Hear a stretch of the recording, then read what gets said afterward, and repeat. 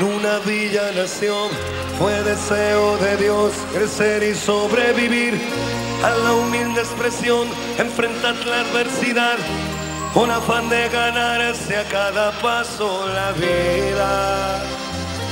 En un potrero forjó una zurda inmortal con experiencia, sedienta ambición de llegar de cebollita.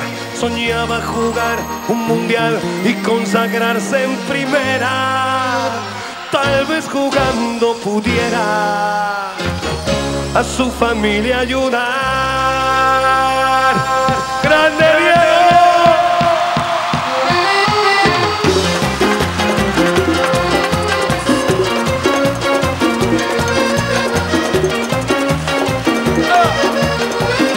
Para el más grande del mundo,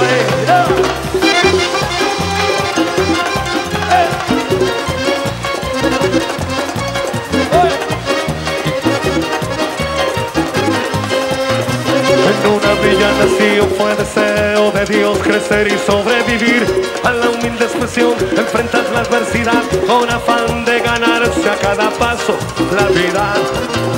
En un potrero forjó una zurda inmortal con experiencia, sedienta ambición de llegar de cebollita. Soñaba jugar un mundial y consagrarse en primera. Tal vez jugando pudiera a su familia ayudar. A poco que debutó, parado, la 12 fue quien corrió, parado. Su sueño tenía una estrella llena de gol y gambetas, y todo el pueblo cantó, parado. Nació la mano de Dios, parado. Llevó alegría en el pueblo, regó de gloria este suelo.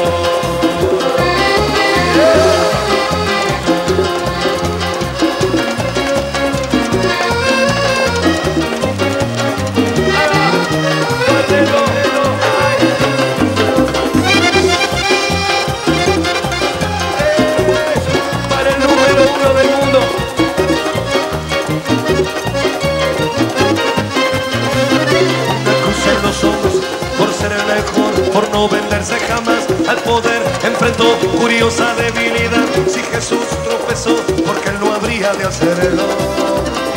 La fama le presentó una blanca mujer de misterioso sabor y prohibido placer en su habitual deseo.